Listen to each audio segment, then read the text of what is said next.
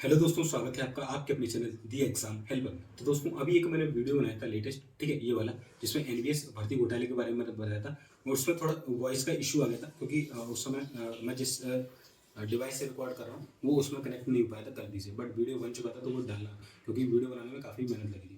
मैं एक short video बनाता हूँ 1 से 1.5 मिनट का, तो उसमें आपको जो चीज़ें मैंने उस वीडियो में बोली थी आपको यहाँ पर समझ में आएगी। देखिए क्या है, यहाँ पर हेडिंग पढ़ के बताता हूँ। जवाहर नवोदय विद्यालय में भर्ती घोटाले का आरोप, हाई कोर्ट का केंद्र को नोटिस। तो यानी कि जवाहर नवोदय विद्यालय 2022 में जो भर्ती निकली थी उसमें एक घोटाला हुआ था, जिसको लेकर पंजाब एंड हरियाणा हाईकोर्ट में केस किया गया है। केस में जो नोटिस है वो एनवीएस को भेजा गया है, यानी कि केंद्र को नोटिस भेजा गया है, जिसमें उनसे पूछा गया कि बताइए भर्ती में घोटाला हुआ है किस तरीके से हुआ है।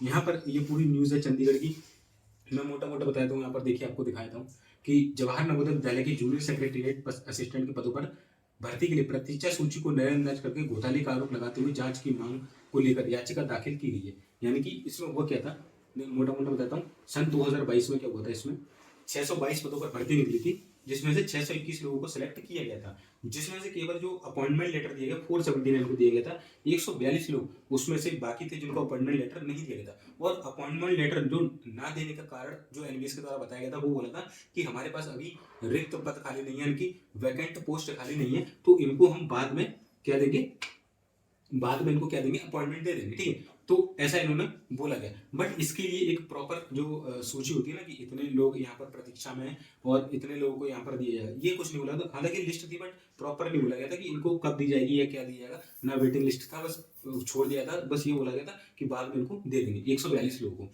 अभी क्या हो रहा है दोस्तों, अभी रिसेंटली क्या है, कुछ लोगों को अपॉइंटमेंट लेटर भेजे जा रहे हैं ईमेल के माध्यम से। किसके ईमेल के, मैंने एक प्रीवियस वीडियो में बताया था कि कुछ लोगों को ईमेल के माध्यम से मेल आ रहा है। मेरे पास कॉन्टैक्ट आया था, मैंने एक वीडियो बनाया था आपको कि 2022 के वेटिंग लिस्ट जो है वो क्लियर हो रही है धीरे धीरे, ठीक है, वो आया था। बट इसमें हुआ क्या है दोस्तों, वेटिंग लिस्ट तो क्लियर हो रही है, बट इसमें एक्चुअली में क्या हुआ है कि जो वेटिंग लिस्ट क्लियर कर रहा है उसके लिए ना तो उन्होंने नोटिस डाला, डायरेक्ट कैंडिडेट के मेल पर इन्होंने क्या करा है, वो भेजा गया है ना, जो नोटिस है वो डायरेक्ट अपॉइंटमेंट लेटर कैंडिडेट के ईमेल पर भेजा।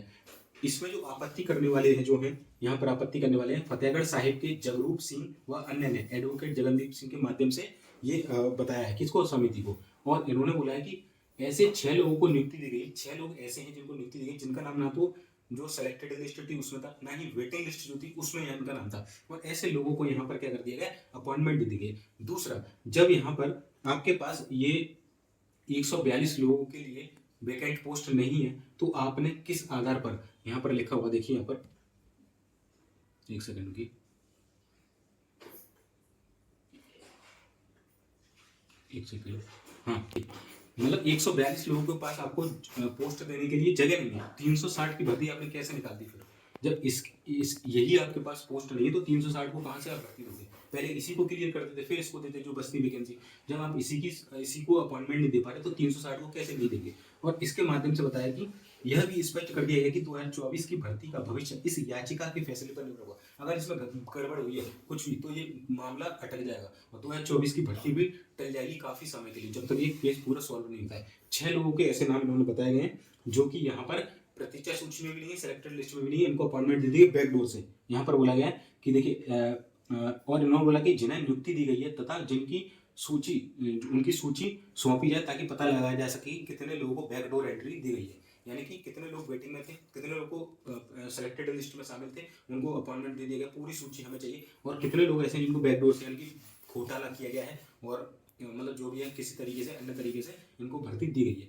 तो इनका यही कहना है मोटा मोटा ये कि 622 पदों पर 2022 में भर्ती निकली थी, जिसमें से 600 की सिलेक्ट हुई, 489 है ना, 479 को यहाँ पर अपॉइंटमेंट लेटर दिया गया, और बाकी बचे 142 को वेटिंग लिस्ट में डाल दिया गया, जिसमें से अभी अपॉइंटमेंट लेटर जारी किया जा रहा है, वेटिंग लिस्ट क्लियर किया रही है, बट ऑफिशियल कोई नोटिस नहीं, डायरेक्ट मेल पर भेजा जा रहा है। 6 लोग ऐसे आए हैं इसमें जो वेटिंग लिस्ट में, कि जिनका नाम कहीं पर नहीं है, उन्होंने एग्जाम भी दिया या इस तरीके की चीज़ हुई है, तो उनको नाम दिए गए। इसके अलावा एक तथ्य ये था कि 142 लोगों को आप अपॉइंटमेंट नहीं दे पा रहे, 360 भर्ती कहाँ से निकाल दी। इन्होंने साफ साफ बोला, देखिए इन्होंने जो कारण बताया कि लोगों को किया है कम पदों पर नियुक्ति का कारण रिक्त पदों पर ना होना बताया गया। भाई जगह ही नहीं है तो तुम इनको तो वैकेंसी नहीं दे पा रहे, 360 कहाँ से निकाल दी फिर, है ना। या तो इनको पहले दो, फिर इनमें से जो माइनस करके दो। तो ये पूरा मामला चला, अभी कोर्ट में केस चला गया है तो देखते हैं कि क्या कुछ इसमें अपडेट निकल कर आती है। फिलहाल के लिए आपका एग्जाम मुझे लग रहा है कि टल चुका है, अब देखते हैं। बाकी हालांकि अगर एग्जाम करा भी लेती है एनवीएस, फिर भी अगर कोर्ट केस में ये